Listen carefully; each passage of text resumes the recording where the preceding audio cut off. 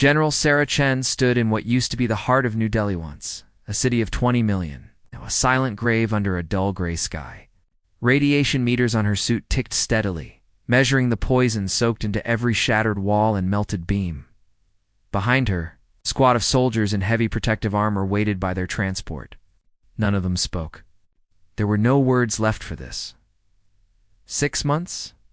6 months since they arrived, 6 months since the sky darkened beneath the hulking silhouettes of alien ships. 6 months since humanity discovered it was not alone, and learned it in the worst way imaginable. Chen remembered the moment with perfect clarity.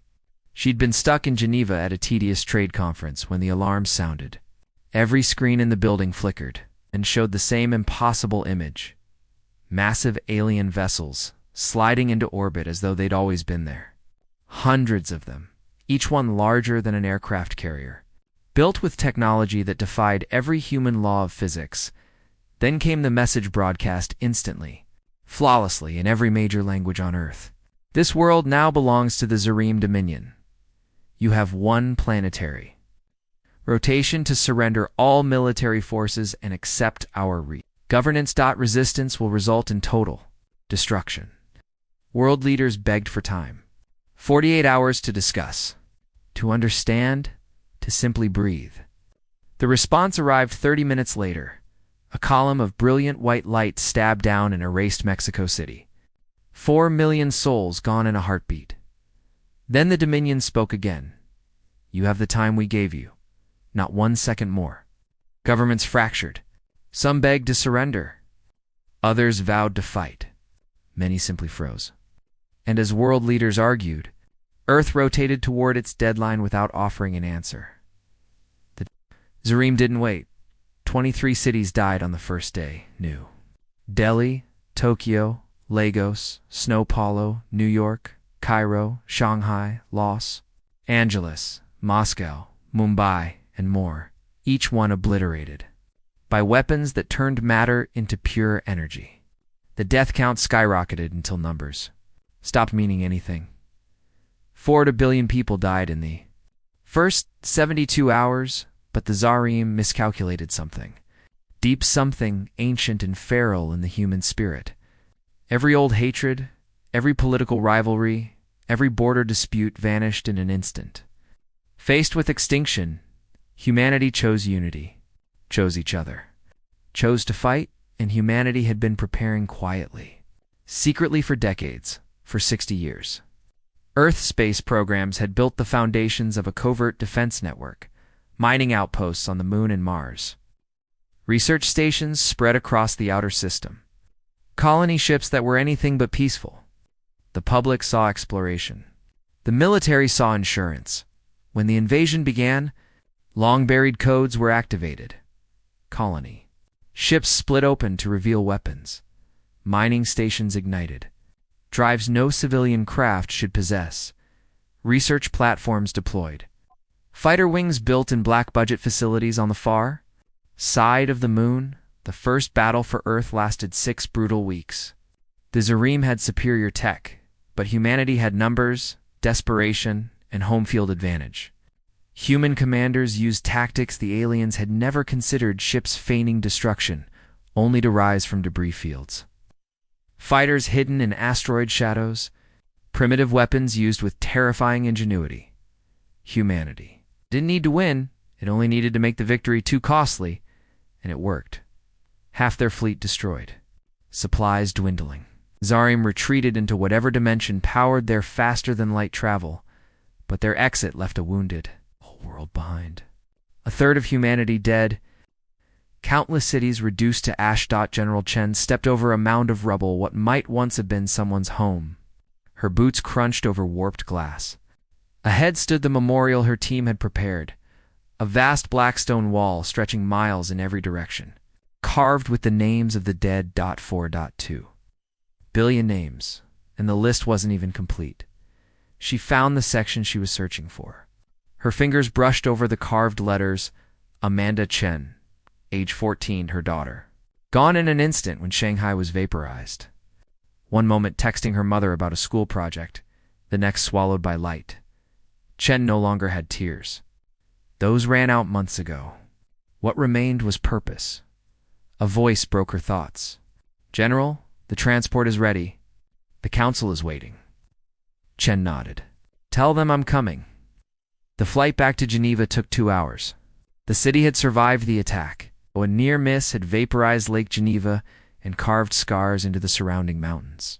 The water was slowly returning, but the ecosystem would take generations to heal.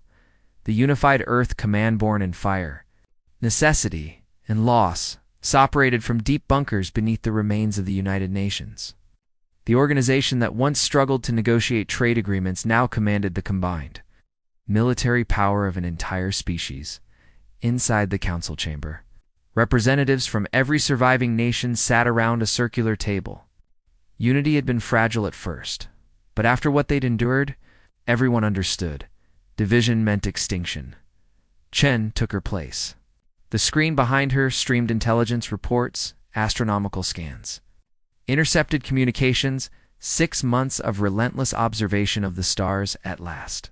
They'd found something. Members of the council, Chen began. Our scientists have decoded the Zarim communication protocols. Using their invasion broadcasts as a baseline, we now understand their language. She tapped a control. Alien military dispatches filled the screen. These are messages sent during their retreat. They confirm what we suspected. The invasion was not a rogue act. It was ordered by the highest levels of the Dominion government. A quiet wave of murmurs rippled across the room. Chen continued. We've identified the 12 council members responsible for authorizing the attack. We know their names, their ranks, their last known locations. A Russian general leaned forward. General Chen. What exactly are you proposing? Chen inhaled deeply. The next words would define humanity's future. I propose Operation Reckoning. We have the fleet. We have captured technology. We have reverse-engineered their faster-than-light drives. We can travel to the stars now. She looked each of them in the eyes. I propose we hunt down every Dominion Council member who ordered the slaughter of our people. A pause. Then, I propose we bring them to justice. What they did to Earth. The chamber erupted immediately. Some representatives shouted in agreement. Others raised warnings. The debate roared across the room like a storm. Many argued humanity should focus on rebuilding, not revenge. Others insisted that if Earth didn't respond with strength, it would be branded weakened in a galaxy of predators. Weakness was an invitation to annihilation. The Chinese representative rose. We must ask ourselves, what are we? Victims who hide and hope never to be hurt again? Or survivors who ensure no one ever dares to hurt us again? The Indian delegate added, voice trembling with restrained fury. 4 billion of our people are dead. If we do nothing, their deaths mean nothing. If we act, we send a message to the galaxy. Humanity will not be erased. Attack us, and we will find you, no matter where you hide. Hours passed. The arguments burned hot, then cooled, then ignited again. Finally, the chairman called for a vote. One by one, representatives cast their decision. When the tally appeared on the screen, Chen felt the air shift, unanimous. Operation Reckoning was approved. Humanity was going to war. Chen stood. Understand what we're committing to. This will not be quick. It will not be easy. The Zarim Dominion commands hundreds of worlds. They have allies and vassals across their territory. We'll be fighting on their ground, with technology we barely grasp, against enemies we've never seen. Swept her gaze across the room. But we will do this for every child who died in Shanghai. 4. Every parent who burned in Lagos, for every dreamer who looked to the giant stars and believed in a better future, only to have it stolen. We will show them what humanity becomes when everything is taken from us, and all we have left is each other. No one cheered. There was no triumph in their faces, only resolve carved from ash and grief. How long will this take? The Brazilian representative asked quietly. Chen thought for a long moment. Years, maybe decades. But we won't stop. Not until every last council member who ordered the attack is brought to justice. They will answer for what they did. This, I promise." She saluted the council and stepped out. Captain Rodriguez waited, datapad in hand. "General, the fleet commanders request your orders. When do we deploy?" Chen glanced at the padros of ship positions, crew rosters, weapon statuses. The fleet was ready.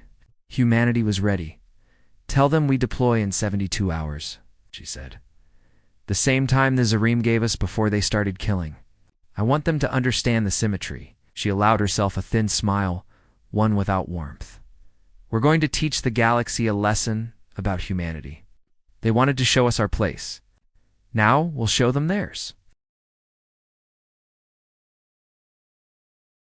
As she walked the command center corridors, walls lined with the photographs of the fallen stared back at her. Billions of faces. Billions of lives cut short by beings who thought humans were insignificant. Outside a viewing window, Geneva was rebuilding. Cranes dotted the skyline. People moved through the streets, refusing to surrender to despair. Humanity would heal. But first, humanity would hunt. The Zarim had expected easy prey. Instead, they awakened something they didn't understand, a species that would not accept defeat, a species willing to chase its enemies across the galaxy. Justice demanded it. Chen placed her hand against the glass. Somewhere out in the stars, 12 beings believed they were safe. They were wrong. The stars. 14 months LATR General Chen stood on the bridge of the UES Defiance, staring out at unfamiliar constellations. These were not the stars of Earth, but the edge of the outer reaches 50 light-years from home. The journey had taken 3 months using captured Zarim. Faster than light drives. 14 months since the invasion, 8 months since humanity launched Operation Reckoning. In that time, the galaxy had learned 2 things. Humans existed, and humans were dangerous. "Status report," Chen said. Commander Williams studied his console. Monitoring satellites deployed. No sign of Zarim military ships. Station Prime continues to claim neutrality. But intelligence confirms Counselor Vrexel is aboard. Chen stared at the massive structure on the screen, a colossal rotating wheel in the darkness. Station Prime, neutral ground. Owned by the Hask Collective, traders who served anyone who paid and asked no questions. A perfect hiding place for cowards. "Hail the station," Chen ordered. A moment later, alien station master appeared. It's an armored creature with a spider turtle form and many restless limbs. Its translated voice was smooth and businesslike. "This is Station Master Krell. Welcome to Station Prime, human vessel. Your presence here is unexpected. Do you require docking services?" "This is General Sarah Chen of the Unified Earth Command," Chen replied. "We have intelligence that Counselor Vrexel of the Zarim Dominion is aboard your station. He is wanted for war crimes. You will surrender him to us immediately." Station Master Krell's limbs twitched.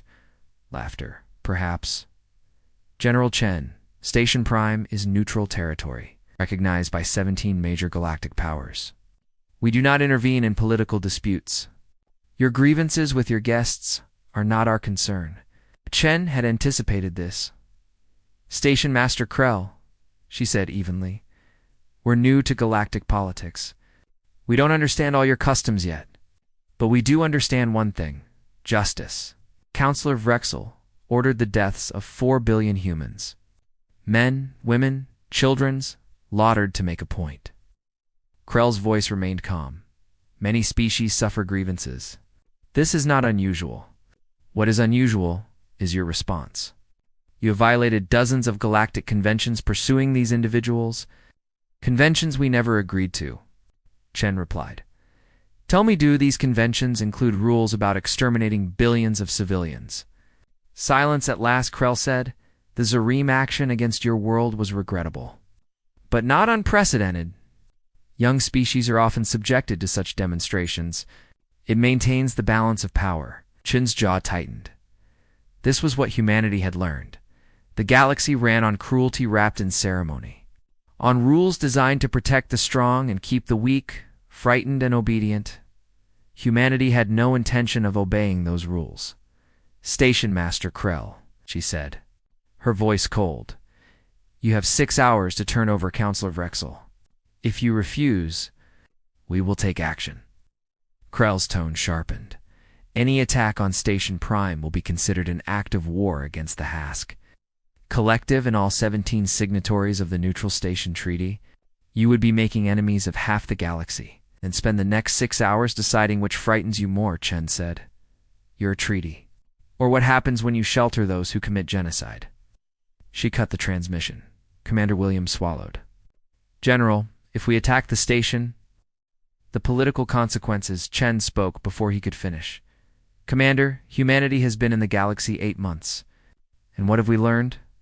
Williams hesitated, processing the question. Species view war as a limited engagement.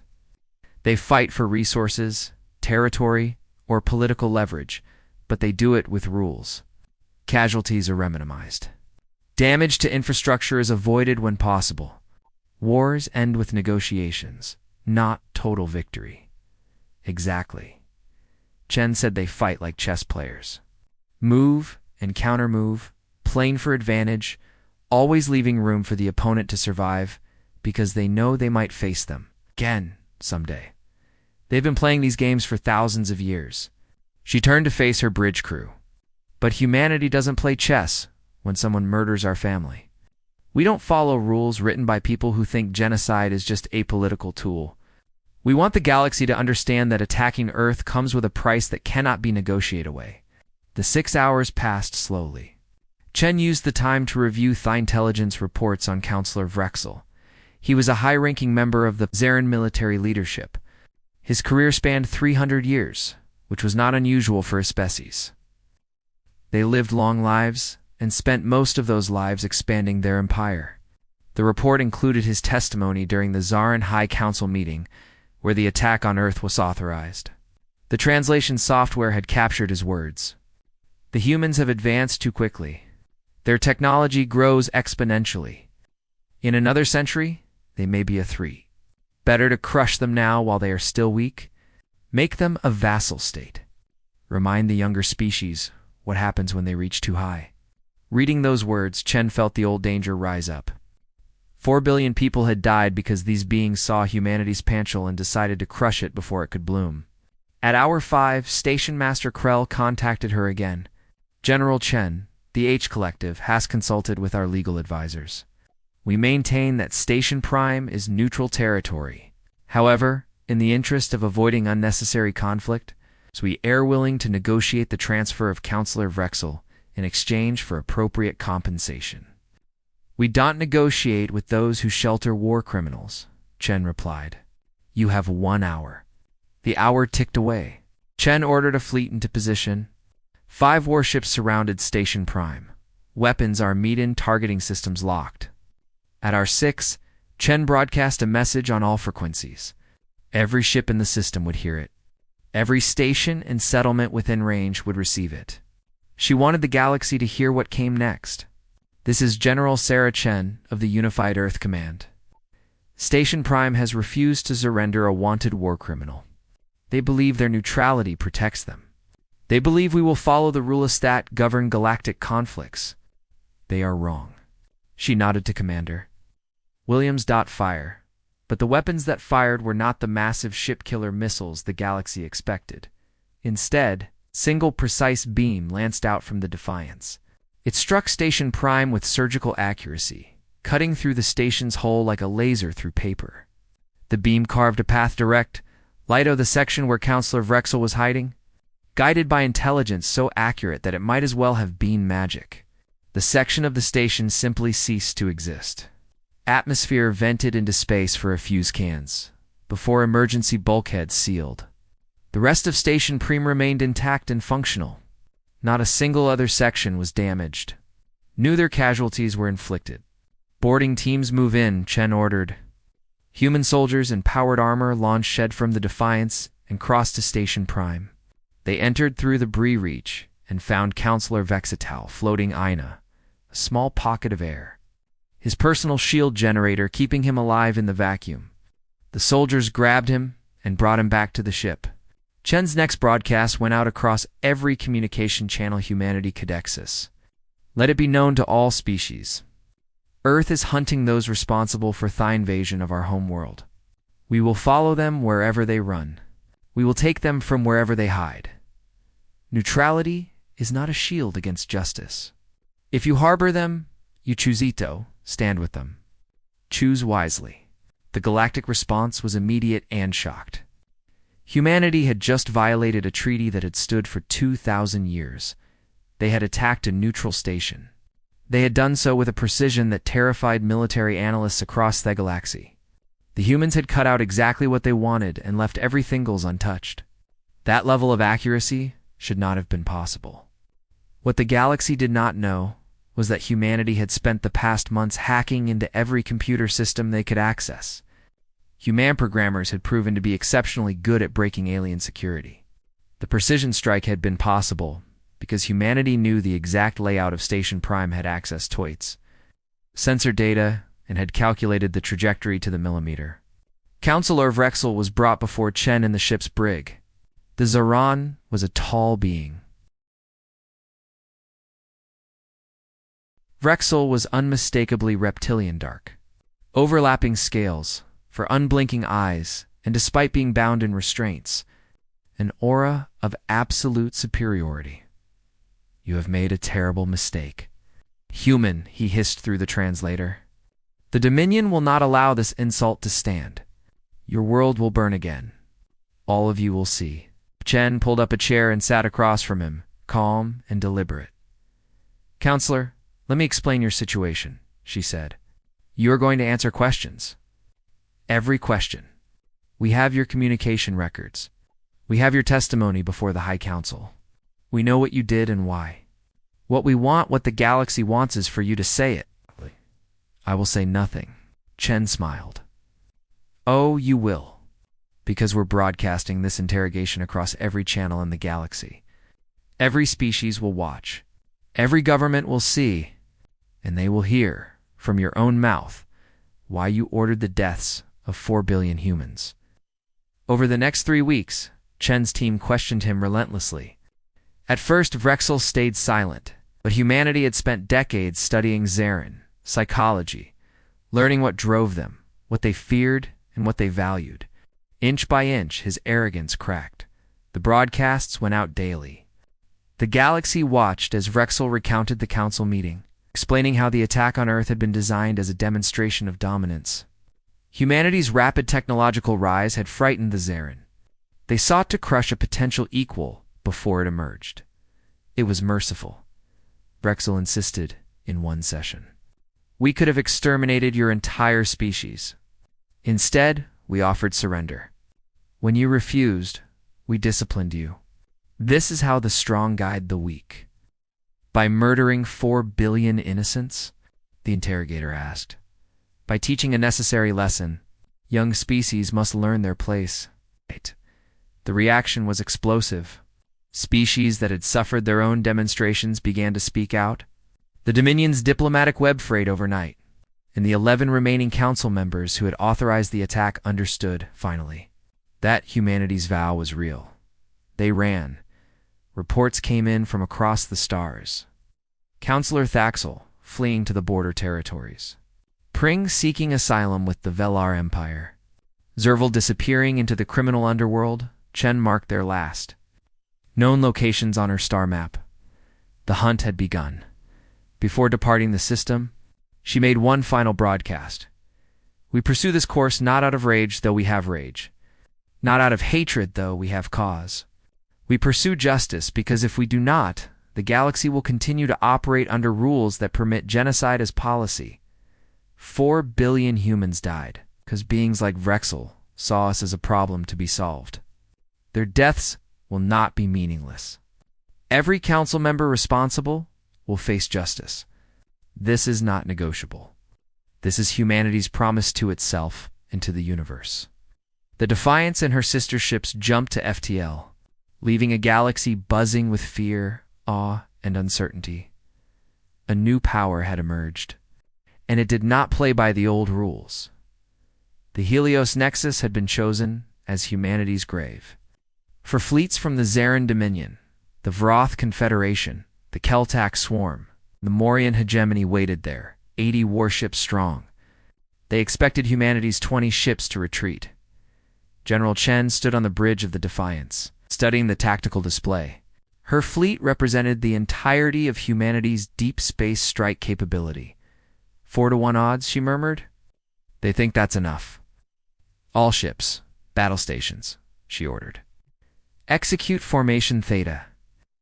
18 months had passed since the invasion of Earth. 1 year since Operation Reckoning began. They had captured 3 more council members. The remaining 8 were cornered, desperate. The Dominion had rallied old allies and bought new ones, forming a coalition to stop the human advance. Their propaganda painted humanity as aggressors. Chen knew better. The Vroth wanted disputed territory. The Keltak owed ancient allegiance to the Zarin. The Morians followed power like vultures. Follow blood? None of them cared about justice. They cared about winning. They would learn otherwise. General, incoming transmission, Commander Williams said. Audio only. A voice, sharp and cold, filled the bridge-translated Zarin. Human Commander, this is Fleet Master Corval. You are outnumbered and outgunned. Your hunt ends here. Turn back now, and you will be allowed to leave. Continue, and you will be destroyed. Chen chose her response carefully. Billions would hear these words. Fleet Master Corval, this is General Sarah Chen, somewhere in your fleet or nearby. Our individuals, we have come to collect council members who authorize the murder of 4 billion humans. We will not leave without them. You will not leave at all, Corval replied. Your species has violated every principle of civilized warfare.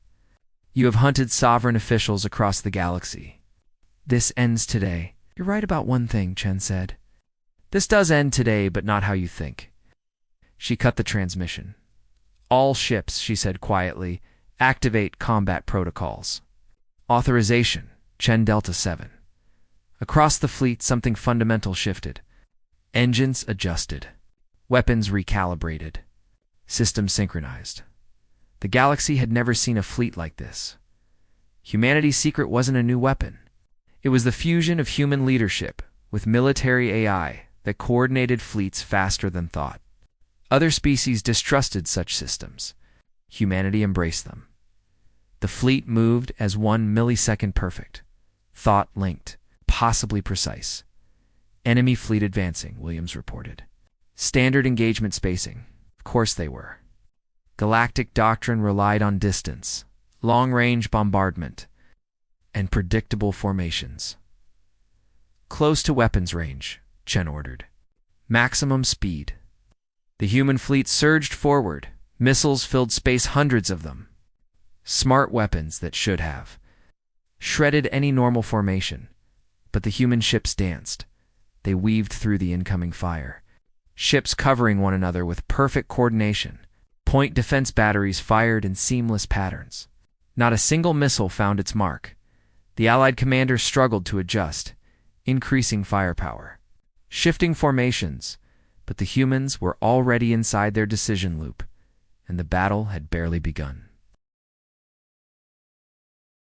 Advance, closing the distance at speeds that pushed their engines to the limit. Chen's tactical AI calculate trajectories, predicted enemy fire patterns, and adjusted course a dozen times per second. Entering optimal firing range, Williams announced. All ships, Alpha Strike on my mark, Chen said. Target the Vroth vessels. 3, 2, 1. Mark. 20 human ships fired a zone. Their weapons were not as powerful as the massive guns on Zarin battleships, but they did not need Tobe. The coordinated fire focused on a single point. Overwhelming shields through sheer concentration of force. 3 Vroth ships exploded in rapid succession. The Allied fleet tried to scatter to break formation and create a distance. But the human ships pursued like wolves after prey. They split into smaller groups, each one moving with perfect coordination. One group would draw enemy fire while another attacked it from an unexpected angle. They used the debris from destroyed ships as cover. They executed maneuvers that should have required minutes of calculation in the space of seconds. Fleet Master Corval must have realized what was happening. His ships began broadcasting on all frequencies, calling for the human fleet to honor the Rule-Sef engagement, to allow disabled ships to withdraw, to accept surrender when offered. Chen ignored the requests. This was not a fight for territory or resources. This was a message, General, Commander Williams said quietly. We're receiving distress signals from several enemy vessels. They're requesting mercy. Chen felt the weight of the decision. She was not a monster. She did not enjoy killing, but she also understood that mercy shown too early would be seen as weakness. Broadcast anal channels, she ordered.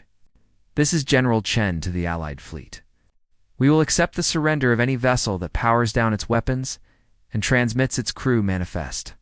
You have 2 minutes to comply. Across the battlefield, Allied ships faced a choice. Continue fighting a battle they were, clearly losing, or surrender to the humans everyone had believed they could have hit. 15 ships powered down their weapons. The rest continued fighting. The battle lasted another 40 minutes. When it was over, the Allied fleet had been broken. 53 ships were destroyed or disabled. The remaining vessels fled into faster than light travel, scattering in different directions. The human fleet had taken damage. 2 ships were severely hit and would need extensive repairs. But not a single vessel was lost. Chen ordered the fleet to secure the battlefield. The surrendered ships were boarded by Humanimarines. Wounded aliens were given medical treatment. Prisoners were processed according to the military conventions that Earth had established. This was important.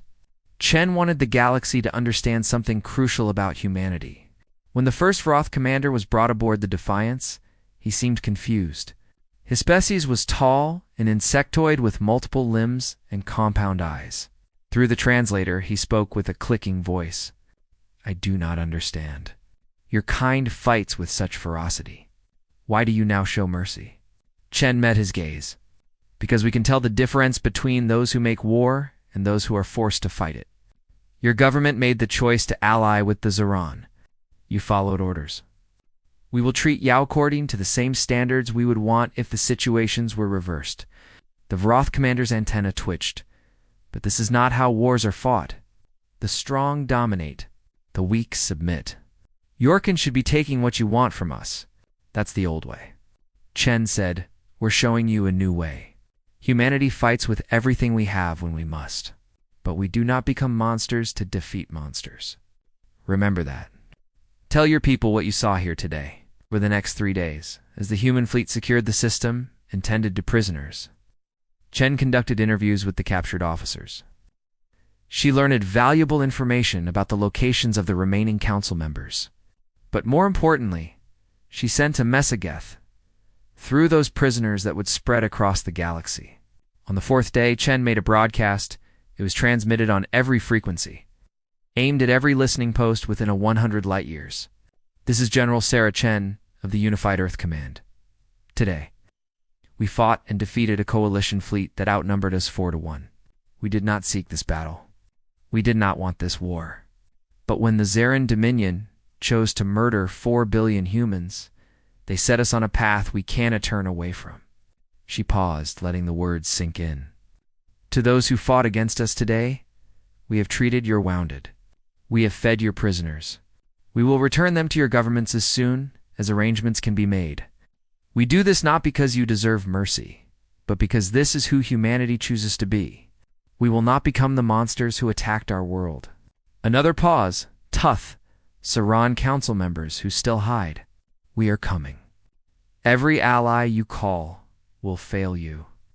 Every fortress you hide behind will fall. Every day you run is just another day until we find you. You wanted to teach us our place in the galaxy. Thank you for the lesson. Now we'll teach you yours. Chen cut the transmission. Commander Williams approached her, holding a datapad. General, we've decoded the enemy fleet communications. 3 council members were supposed to be present at this battle, observing from a command ship. They fled when they saw we were winning. Our long-range sensors tracked their vessels. We know where they went. Chen looked at the data.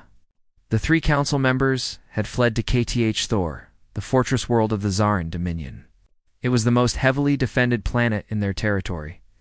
Surrounded by orbital weapons platforms, and protected by thousands of ships, it was where the Dominion kept its most precious assets.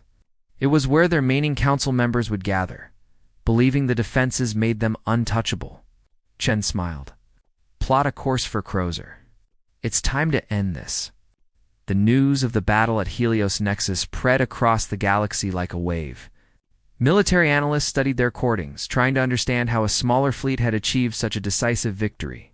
They saw the coordination, the precision, the way human ships moved as if controlled by a single mind.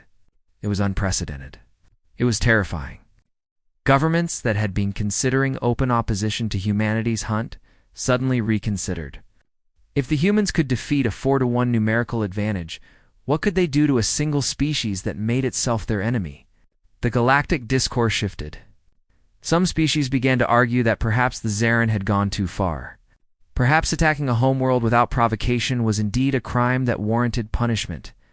Perhaps these humans, for all their ferocity, had a point. But the Zarin Dominion was no ready to accept defeat. They issued a statement claiming that Croster was impregnable. They dared humanity toe-tack it. They promised that any human ship that approached the system would be destroyed. Chen read the statement and issued a simple response. We accept your challenge. See you soon. The human fleet began its journey to cross Thor. It would take 6 weeks to reach the system at maximum faster than light speed. 6 weeks for humanity to prepare. 6 weeks for the Dominion to ready its defenses. 6 weeks until the galaxy would learn what happened when an unstoppable force met an immovably object. Chen spent those weeks reviewing every piece of intelligence on Crow's Thor. The planet's defenses, its garrison, its supplies, the psychology of its defenders. She studied everything, looking for the weakness that every fortress possessed. And slowly, a plan formed in her mind. A plan that did not rely on superior weapons or overwhelming force. A plan that relied on the one thing humanity understood better than any species in the galaxy, the power of truth. Crather hung in space like a dark jewel. Orbital platforms surrounded the planet in 3 concentric rings, each one bristling with weapons capable of destroying capital ships. The surface was covered with bunkers, command centers, and garrison facilities, housing 2 million Zarin soldiers. It had never been conquered. In 3,000 years of Dominion history, no enemy had ever breached Cross Thor's defenses. General Chen stood on the bridge of the Defiance, watching the fortress world on her display. 22 months had passed since the invasion of Earth. 14 months since Operation Reckoning began. 7 council members had been captured. 3 more had died resisting arrest. The final 2 were on Crothor, hiding behind the most powerful military installation in this region of the galaxy. All ships establish blockade positions, Chen ordered. Activate jamming systems. The human fleet spread out around the system, creating a sphere of coverage that ensured nothing could leave without.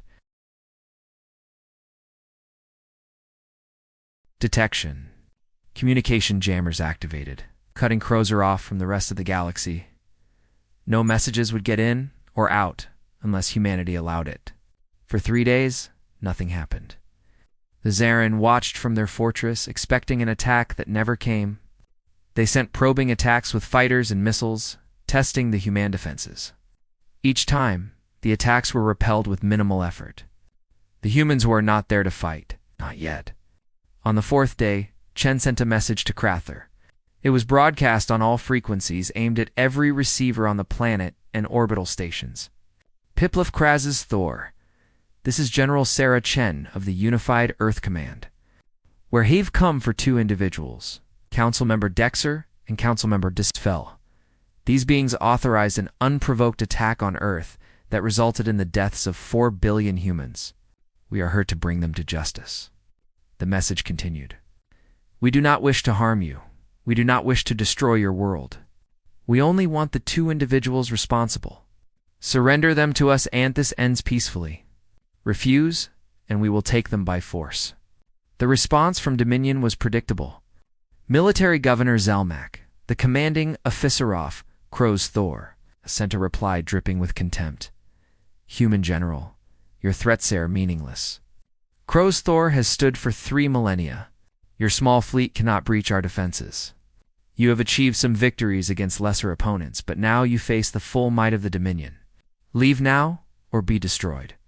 Chen had expected this response. She sent another message, but this one was different. This one included video. The broadcast showed Earth. Not Earth as it was before the invasion, but Earth as it existed now. The footage was carefully curated to show maximum impact. Ruined cities, their buildings melted by orbital bombardment. Mass graves being excavated, row after row of bodies. Hospitals overflowing with radiation victims.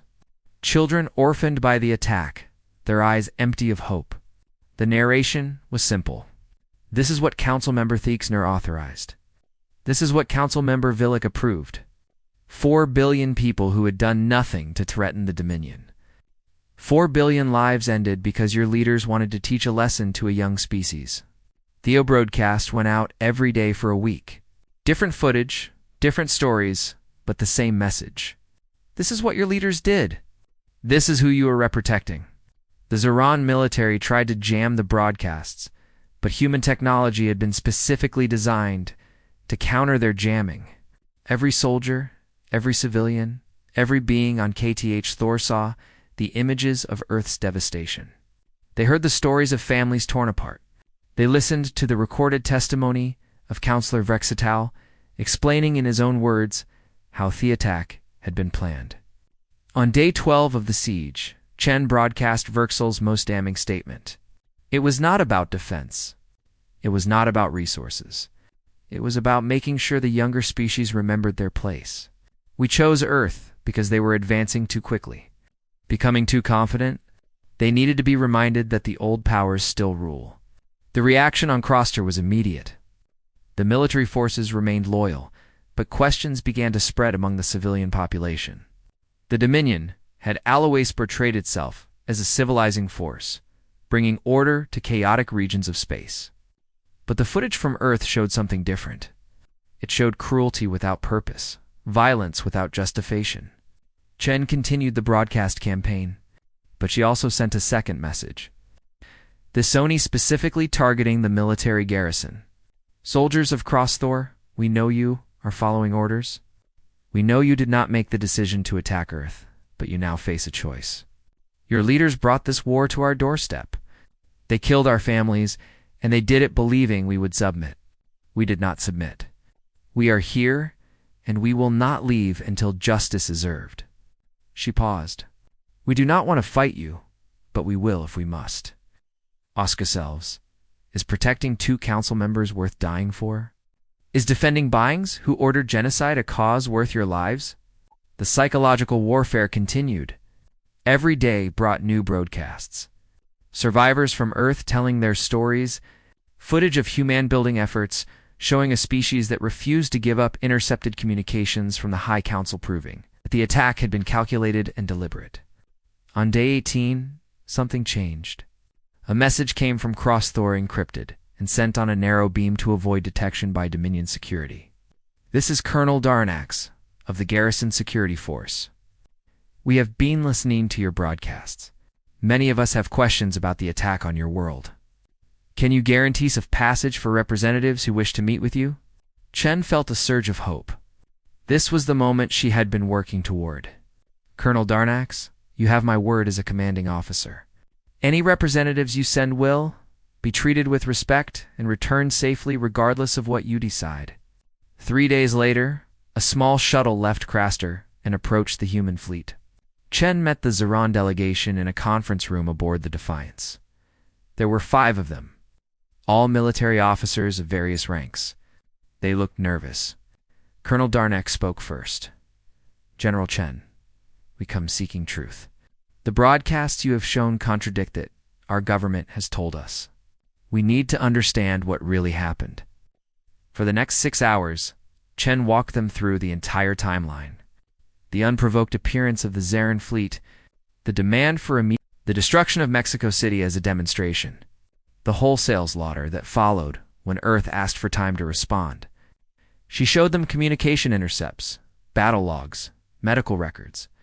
She showed them everything, holding nothing back. The Zareen officers sat in silence, processing what they were seeing. Finally, Darnax spoke. This was not a military operation. This was mass murder. Yes, Chen said simply. Our government told us Earth was a threat, that you were developing weapons that could destabilize the region, that the attack was preventative. Chen shook her head. We had no weapons that could threaten the Dominion. We had barely left our own solar system. We were exploring, learning, hoping to make peaceful contact with other species. Instead, we found beings who decided we needed to be crushed before we could become competitors. Darnax looked at his fellow officers. What do you want from us? I want you to go back to Kror and tell your people the truth. Let them decide for themselves whether protecting council members Thexar and Velo is worth defending. The choice is yours to make. Number 4. Number 4. The officers returned at Akathor. Chen did not know what they would do. But she had planted a seed. Over the next week, that seed grew. Discontent spread through the garrison. Soldiers who had believed they were defending the Dominion against aggressors now questioned whether they were actually protecting war criminals. Officers Ohad followed orders without question, began to wonder whether those orders had been just. Military Governor Zelmaktri to suppress the dissent. He arrested several officers suspected of disloyalty. He executed a civilian who spoke too openly about questioning the council. He declared martial law and restricted all communications, but it was too late. The truth was out, and truth was a weapon more powerful. The Noni gun. On day 34 of the siege, Chen received another encrypted message. The Sony was from a larger group, calling themselves the Justice Movement. They represented military and civilian leaders who believed the council members should be surrendered. We are Prepareto Act, the message said. But we need assurance that humanity will not destroy Cross Thor after we surrender the council members. Can you guarantee the safety of our world? Chen considered the question carefully. She knew that how she answered would determine not just the outcome of this siege, Buthamonides' reputation in the galaxy for generations to come. You have my word, she replied. Surrender council members Thexar and Velo K, and the human fleet will withdraw immediately. We will not occupy your world. We will not demand reparations. We seek justice, not conquest. Help us achieve that justice. Signed, this ends peacefully. The response came 2 days later. We are moving against governor's forces. Stand ready. What followed was a coup. The Justiciement, led by Colonel Darnax and supported by significant portions of the military, moved against Governor Zelmakand, the loyalist forces. The fighting was brief, but intense. The governor and his supporters had superior defensive positions, but they were outnumbered. Council members Dexner and Velo K tried to flee in a private ship, but the rebels had taken control off the orbital defenses. The ship was disabled and forced to return to the surface. After 47 days of siege, Krostar's defenses fell without a single shot fired by human forces. The Justice Movement transmitted a message to Chen. General Chen, this is Colonel Darnax. We have secured council member Sexer and Velo K. We are prepared to turn them over to your custody. We request that you keep your word and leave our world in peace. Chen ordered the fleet to stand down from combat readiness. She personally led a landing party to Krerthor's surface, accompanied by a small honor guard. They met with Colonel Darnax in the central plaza of the planet's capital city. Thousands of Zareen watched as the two council members were brought forward in restraints. Thexar and Viril both looked defiant, their reptilian features set in expressions of contempt. This is a betrayal, Thexar hissed. You hand us over to these primitives? You dishonor the Dominion. That's Colonel Darnax stepped forward. No council member. You dishonored the Dominion when you ordered the massacre of billions. You dishonored us when you hid behind our soldiers instead of facing justice. The humans are right. You are criminals, and criminals must face consequences. Chen accepted custody of the two council members. She turned to address the assembled crowd. Her words translated for all to hear. People of Crows Thor, today you have shown the galaxy something important. You have shown that justice matters more than loyalty to corrupt leaders. You have shown that truth can overcome propaganda. You have shown courage in the face of difficult choices. Shed gestured to the two captured council members. These beings ordered the deaths of 4 billion humans. They did it casually, as if our lives meant nothing. But because of your actions today, they will face trial. They will answer for what they did. And the galaxy will see that no one is above justice. Chen paused. As promised, the human fleet will now withdraw. We came for these two individuals, and you have given them to us. We have no quarrel with your people. We hope that in the future, when humanity and the Zarin Dominion meet again, it will be as equals, not as enemies. The human landing party returned to their ships, bringing the two council members with them. True to her word, Chen ordered the fleet to leave the system immediately. As the Defiance jumped into faster-than-light travel, Commander Williams approached Chen. General, Veer received a message from Earth. The Council wants to know when you're returning home. Chen looked at the datapad showing the locations of the 7 captured council members and the 2 who had died. 9 out of 12. 3 still remained at large. But intelligence suggested they were in hiding, no longer protected by military forces or elite governance. Tell them we'll be home in 6 months. We have a few more stops to make. But the hard part is done. Over the next 5 months, humanity tracked down the final 3 council members. One was found hiding on a remote mining colony. Another surrendered voluntarily, tired of running. The final one was located on a smuggler's ship and captured after a brief chase. All 12 council members who had authorized the attack on Earth were now in human custody. The hunt was over. Chen ordered the fleet to return home. The journey took several weeks, traveling back across the space they had crossed during their long pursuit. As they approached Earth, Chen stood on the bridge, watching her homeworld grow larger on screen. The planet still bore scars from the invasion, but cities were bine-grilled. The atmosphere was slowly healing. Life continued, as it always did.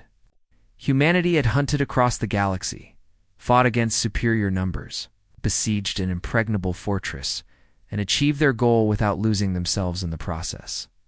They had proven that justice could be pursued without becoming the very thing they opposed. The Defiance entered orbit around Earth to a hero's welcome. But Chen felt no triumph, only relief. The war was over. The hunt was complete. Now came the final act, bringing the council members to trial before the entire galaxy. The Galactic Concorded Assembly Hall wastes the largest diplomatic space in known civilization. It could hold representatives from 300 species, each environment suited to their biology. The hall had witnessed treaties that ended centuries of war, agreements thought upon new trade routes, and declarations that changed the balance of power across thousands of light years. It had never witnessed anything like this. General Sarah Chen walked through the main entrance, flanked by human security personnel. Behind her, in specially designed containment units that maintained security while allowing visibility, came the 12 Zarin council members. The beings who had ordered the deaths of 4 billion humans were brought to trial before the entire galaxy. 28 months had passed since the invasion of Earth. 16 months since humanity began Operation Reckoning. The hunt was over. Now came the judgment. Chen took her position at the human delegation station. Around her, hundreds of species watched through various visual and sensory organs. Some were humanoid, walking on 2 legs with recognizable features. Others were so alien that Chen still struggled to understand their body language. But aloft them were focused on this moment, the presiding orbiter, a being from the ancient Velostran species. Called Thesecian to Order, the Vestrans were one of the oldest civilizations in the galaxy. Neutral in most conflicts, respected for their fairness, the Arbiter's translation came through as a deep, resonant voice. This assembly recognizes the representative of Earth, General Sarah Chen.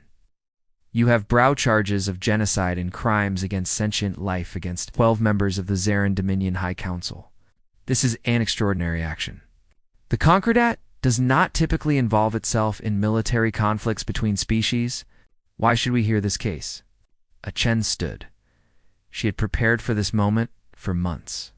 Everything humanity had done, every battle fought, every diplomatic bridge burned, had led to this.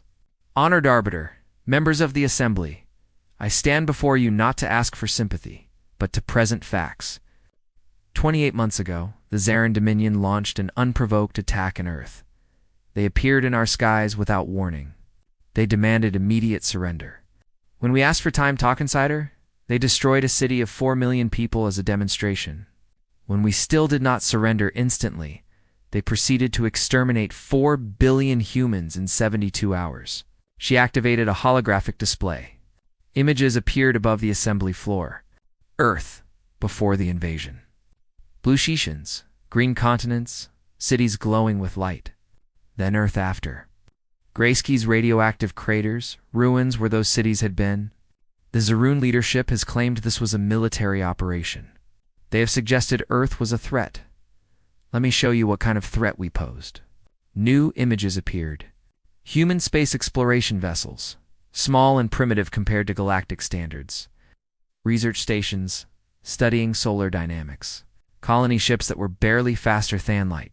Nothing that could threaten an empire spanning hundreds of worlds. We were explorers, scientists, dreamers. We had barely left our home system. We had never encountered another intelligent species. We had no weapons capable of threatening the Dominion. We were no threat to anyone. The Zarin Defense Council, a hired advocate from the Morian species, stood. The Dominion exercised its sovereign right to protect its interests. Earth was developing technology at an unprecedented rate. Preventative action is recognized under established precedent. End quote. Chen had expected this argument. Preventative action against a non-existent threat is simply murdered with planning. But let us examine this claim of rapid technological advancement. She brought up comparative data. This chart shows the technological development of Earth compared to other species at similar stages. Yes, we advanced quickly, but our advancement is purely civilian. Better computers, faster ships, more efficient energy systems, nothing military, nothing that could harm the Dominion. The Arbiter studied the data. General Chen. The Concordat recognizes that conflicts occur between species. Resources are disputed. Territory is contested. Why is this case different from countless other conflicts throughout galactic history? This was the critical moment. Chen took a breath, because this was not a conflict. A conflict implies both sides shave a reason to fight. We had no conflict with the Zarin. We did not know they existed until they appeared to destroy us. This was not war. It was extermination. And it was ordered for one reason: to remind younger species not to reach too high. She activated another recording. This was the testimony of Counselor Vexel. Recorded during his interrogation, his voice filled the chamber. The humans were advancing too quickly. In another century, they might have been oracles. Better to crush them now, while they were still weak. Make them an example. Remind the younger species what happens when they forget their place. The chamber erupted with noise. Representatives from dozens of species spoke at once, their translations overlapping into chaos. The orbit circled for order, but the disruption continued for several minutes. When quiet finally returned, the arbitrarist, the assembly. We have all heard this testimony before, as humanity is broadcasted across the galaxy. But hearing it again in this context raised difficult questions. Was the attack on Earth truly defensive, or was it something else? The Zarin Defense Council tried to regain ground. Even IFE accept that the attack was aggressive rather than defensive. This does not justify humanity's response. They have violated numerous treaties. They attacked neutral stations. They pursued sovereign officials across the galaxy. They conducted warfare in ways that break every convention of civilized conflict. Chen smiled. It was not a pleasant smile. Civilized conflict. Let me explain something about the humanity to this assembly. We are new to galactic politics. We did not grow up with your rules and conventions. So when the Zarin attacked us, we did not know that we were supposed to surrender gracefully. We did not know that genocide was an accepted tool of diplomacy among the civilized species. We did not know our place. She walked to the center of the floor, addressing not just the Arbiter but every species present. You want to know why humanity pursued this course? Why we hunted across the galaxy? Why we refused to follow your rules? I'll tell you. Because your rules are designed to protect the strong and keep the weak in their place. Your rules say that a powerful species can destroy a younger one and face no real consequences. Your rules say that as long as you follow certain formalities, murder on a massive scale is acceptable. The chamber wasn't. Now every being present was listening. Humanity rejects those rules. We reject a galaxy where might makes right. We reject a civilization whereas old powers can crush the young to maintain their dominance. And most importantly, we reject the idea that Theats of 4 billion humans should be dismissed as just another conflict. The Morian Defense Council objected. The human representative is making speeches, not presenting evidence. The Dominion's actions were harsh.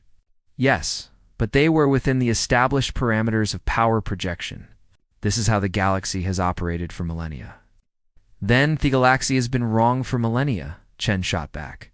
And if this assembly refuses to recognize that, then humanity will continue to operate outside your system. We will be the ones who remind the powerful that actions have consequences. The arbiter raised a hand, calling for calm. General Chen Threatstow, not serve your cause. Please present your formal case. Chen nodded on Dreddard to her station. For the next 6 hours, she walked the assembly through evidence.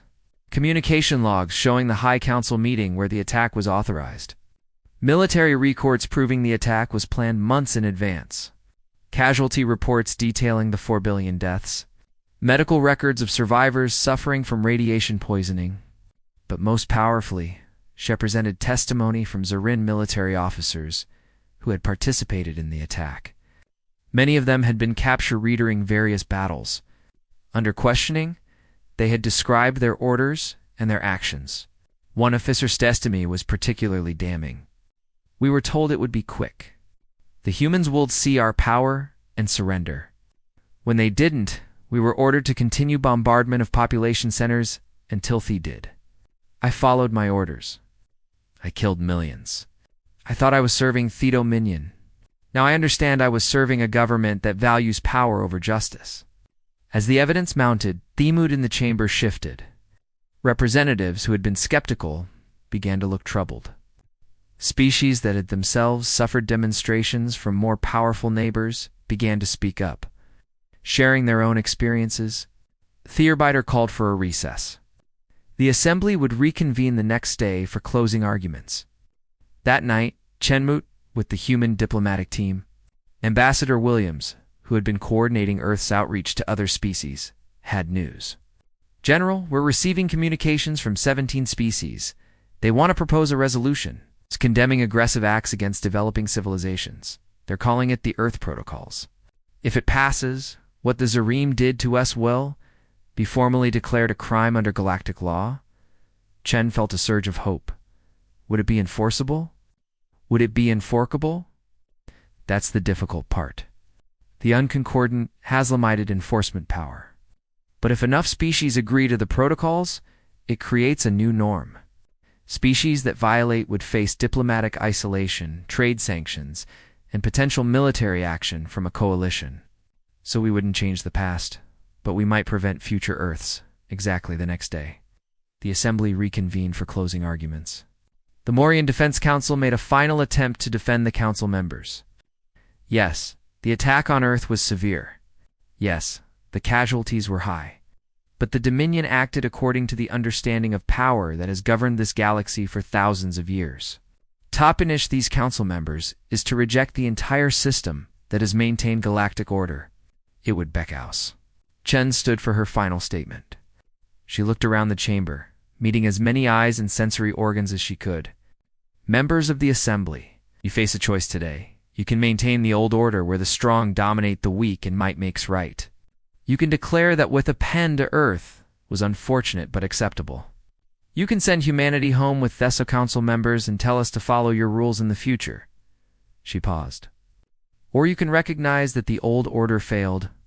It failed 4 billion humans who died for no reason other than existing and growing. It failed every species that has been crushed under the boot of a more powerful neighbor. It failed thievery ideals that this unconcordant claims to represent. Chen walked to where the 12 Zarim council members sat in their containment units. She looked at each one. These beings decided that human lives were worth less than their political convenience. They decided that our hopes and dreams were threats to be eliminated. They decided that a young species reaching for the stars needed to be taught Allison. They were wrong. And if this assembly refuses to hold them accountable, then you are complicit in their crime. She returned to her station. I have presented evidence of genocide. I have shown premeditation. I have demonstrated that there was no justification for the attack.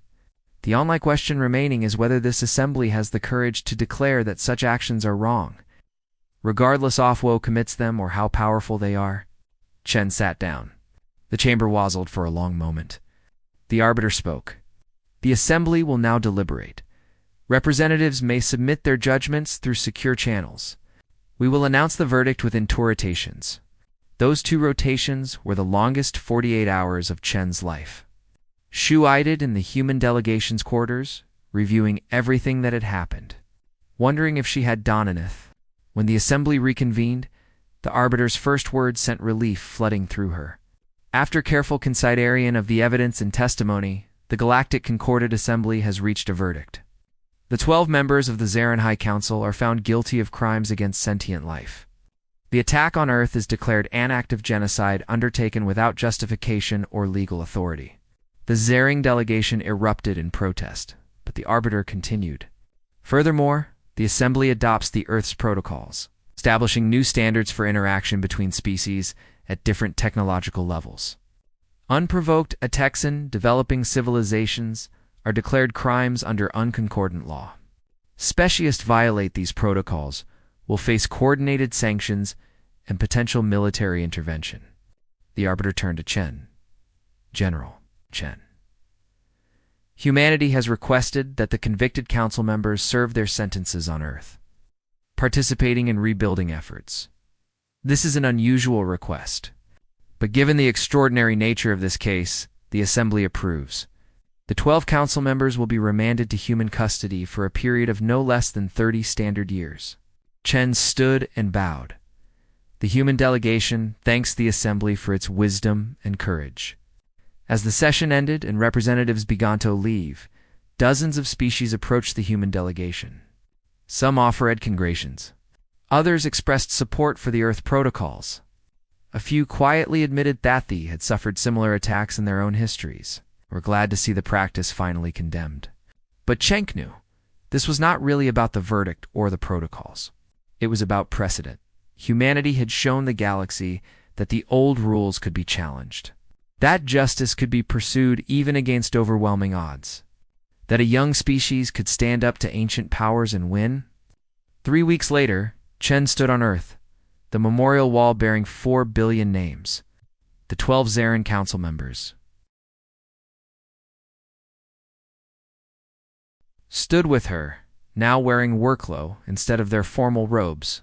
They were beginning their 30 years of service, required to help rebuild what they had destroyed.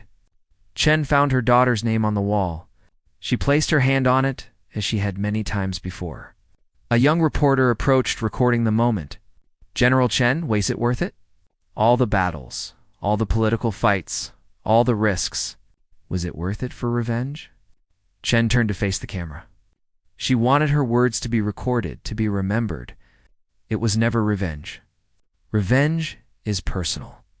Revenge is about making yourself feel better by hurting those who hurt you. What we did was not revenge. It was justice. Justice says that actions have consequences. Justice says that power does not excuse cruelty.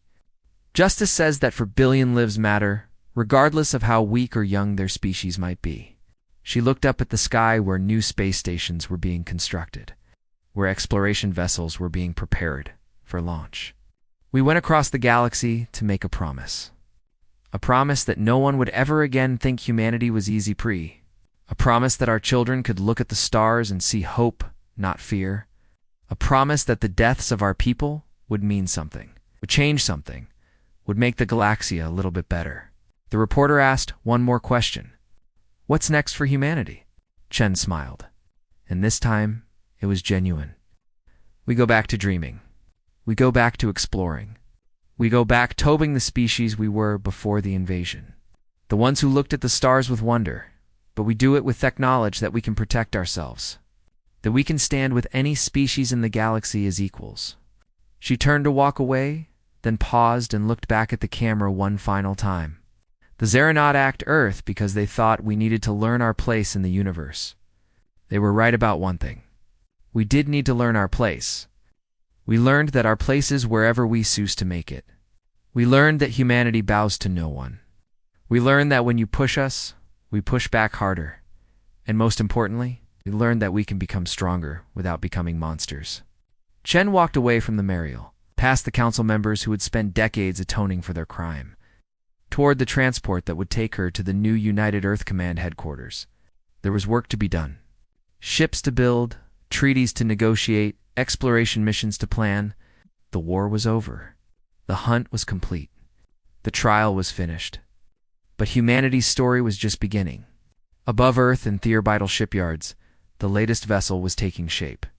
It was not a warship, but an exploration vessel designed to travel to the far reaches of the galaxy. Its name, painted proudly across the hull, was visible even from the ground. Use this new dawn, because that was what humanity had won through all the pain and struggle. Not justice for the past, but hope for the future. A future where Earth stood among the stars, not as a victim or a conqueror, but as a species that had faced the darkness and emerged, still believing in the light. The galaxy had tried to teach humanity its place. Instead, humanity had taught the galaxy a lesson it would not soon forget. That justice, when pursued with unwavering determination, could move mountains. That a species willing to stand for its principles could change the rules that govern civilization itself. That the newest voice in the galactic chorus could sing a song that would echo for generations. General Sarah Chen looked up at the new dawn taking shape in orbit and allowed herself for the first time in nearly 2 years to feel some other than grim determination. She felt hope, and in a galaxy that had grown cynical over millennia, hope was perhaps the most revolutionary thing humanity could offer.